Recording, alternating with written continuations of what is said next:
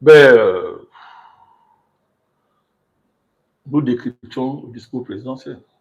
Il fallait le faire parce que le président est la figure centrale du jeu politique au Cameroun. Il est la figure totémique de l'institution. Il est la figure centrale du jeu politique. Donc, on ne peut pas ne pas décrypter son discours. Mais l'essentiel de ce décryptage, ça a été, une fois de plus, de réaffirmer l'opposition. Nous travaillons pour la décolonisation définitive du Cameroun. Notre perspective est panafricaniste. Bon, il est normal que les forces néocoloniales, qu'elles soient du pouvoir ou dans l'opposition néocoloniale, attaquent cette démarche et ont pour argument primaire, à savoir, je lis, j'écoute des attaques, c'est le même rengaine, la même chose. La France a bien codifié sa rengaine et ses relais reprennent ça de gauche à droite. Oui, quand c'est d'autres pays, ils parlent. On a beau expliquer, on a beau parler, ils vont toujours faire ça. Donc, c'est pas quelque chose de nouveau. On essaie d'attaquer cette dynamique-là, mais bon, la faiblesse, je suis frappé par la faiblesse de leurs arguments.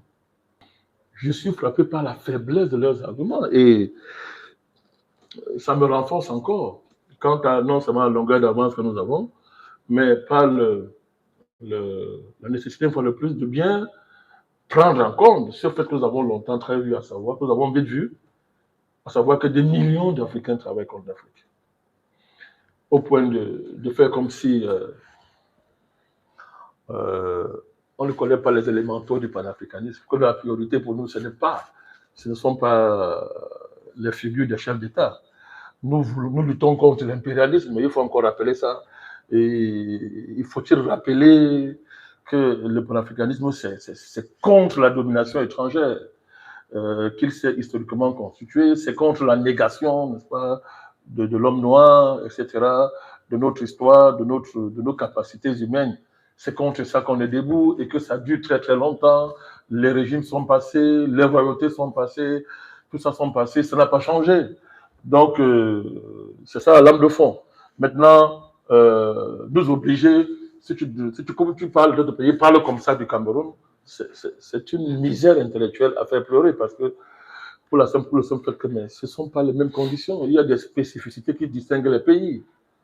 Hein, et que quand nous avons commencé ce combat, nous avons mis comme principe de base de soutenir les chefs d'État.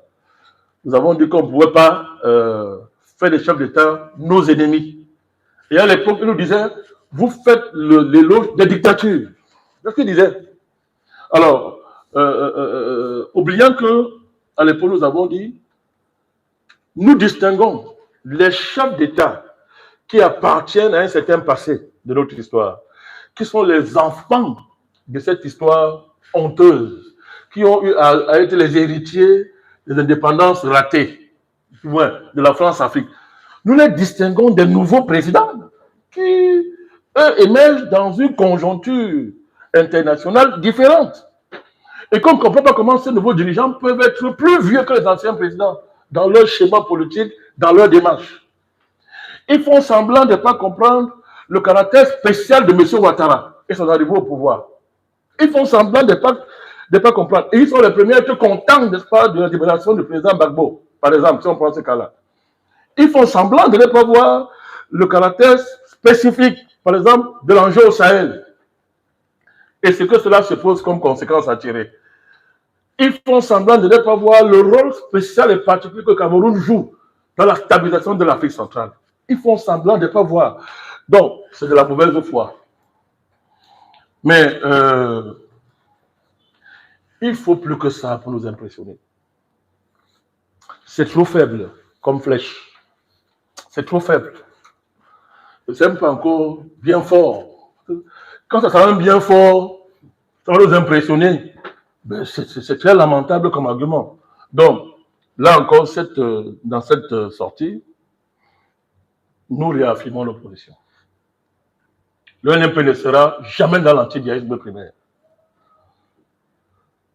Le président Biya n'est pas notre ennemi. Notre priorité, ce n'est pas de le renverser. Nous ne sommes pas dans une dynamique d'alternance pour l'alternance. L'alternance est valable pour nous si et seulement si c'est une alternative. Pour nous, l'alternance n'est pas possible sans alternative. Et nous travaillons pour ça. Nous travaillons pour ça. Le panafricanisme, c'est cette dynamique qui réconcilie l'alternance et l'alternative. Les choses doivent être claires, que les gens se le tiennent pour dire. Ça ne sert à rien de venir s'agiter sur nos plateformes. Hein. Ça ne sert à rien. Le NMP sont présents. Pour nous bouger, il faut être solide. Hein. Il faut se lever très tôt. Très tôt. Donc, les choses sont claires. On réaffirme ça de manière claire. Donc, nous ne pensons pas le Cameroun le matin, en nous levant, on dit que, il est encore là, il est encore là. Non, non, non, non. Nous avons dépassé ça. Dois-je encore rappeler tout ce que nous avons apporté, même tous ces anti-vieilles primaires là, qui se sont réveillés là, qui se réveillent à la dernière moment là. On oublie toujours, on veut faire l'impasse sur le caractère plus que trentenaire de notre combat. On va encore rappeler comment les folles sont allés en prison dans les jours du président Biya pour imposer ces libertés qui sont très mal utilisées aujourd'hui, même par certains, ces libertés démocratiques. Il n'y a eu aucune avancée au Cameroun sur le plan social, sur le plan politique, qui ne porte pas la marque du NMP. Donc nous sommes très à l'aise et très libres pour prendre une certaine hauteur face à des dynamiques qui font semblant d'être plurielles et se cachent derrière la revendication soi-disant démocratique, mais qui en réalité relève de la continuité ojoulatiste. Je suis un UPCiste. Il ne faut pas dire que le NMP c'est un parti néo-UPCiste. Moi, je suis un UPCiste. On a une certaine connaissance de l'histoire du Cameroun. Nous connaissons toutes ces forces politiques qui se cachent, toutes ces familles politiques qui sont debout là, vent debout, soi-disant pour l'alternance, pour l'alternance. D'autres disent que non, vraiment, c'est pas réaliste que le président, vous savez à quoi je pense à la sortie de l'archevêque Cléda, que c'est pas réaliste. Mais vous voulez que moi, du haut de l'histoire, de la connaissance de l'histoire du Cameroun que je vienne applaudir un archevêque qui, dans sa belle soutane, veut réduire les enjeux camerounais à l'alternance.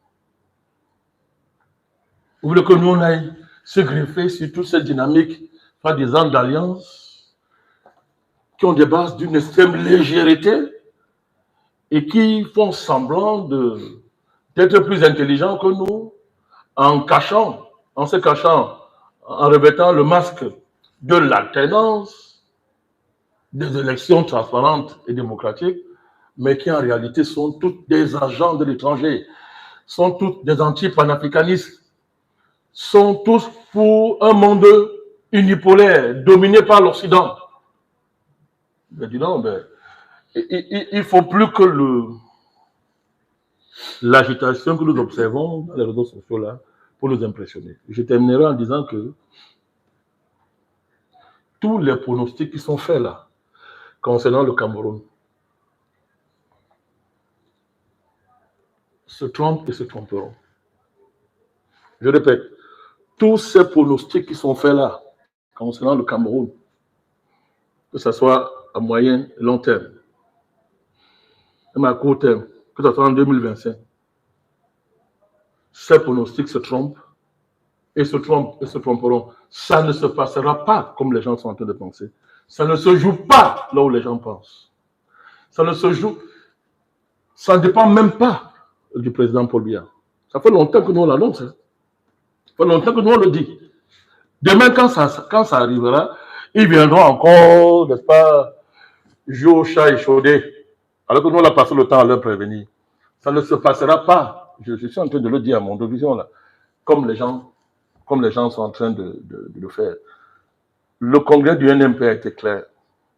Nous avons demandé une action exceptionnelle du vrai Dieu en faveur du Cameroun. Je rappelle ça. Nous avons demandé une action exceptionnelle du vrai Dieu en faveur du Cameroun. D'autres sont dans leur dynamique, etc. Pensez-vous que c'est par hasard qu'une certaine hiérarchie catholique s'agite tant? Pensez-vous que c'est par hasard? Parmi les réactions, vous avez la réaction de l'archevêque Monseigneur Sostène Bayemi, j'ai lu. J'invite les gens à aller écouter ce qu'il a dit. Toute cette agitation qu'on voit dans le pays, cette frénésie politique qui saisit le pays, ce n'est pas seulement parce qu'il y a une échéance en 2025. Non, c'est parce que ce qui va se passer au Cameroun sera extraordinaire. Et ces gens le sentent. C'est qu'il s'agit. Maintenant, on est là pour maintenir cet espoir. Ce n'est pas béat, cet espoir panafricaniste, patriotique, néo-épéciste, espoir de ce que la succession du président Biya ne tombera pas dans les mains de nouveaux ojolatistes, qu'ils soient de l'opposition ou du pouvoir. C'est avec ces propos que nous mettons un terme à ce direct. Rendez-vous pour une prochaine édition. Bonsoir.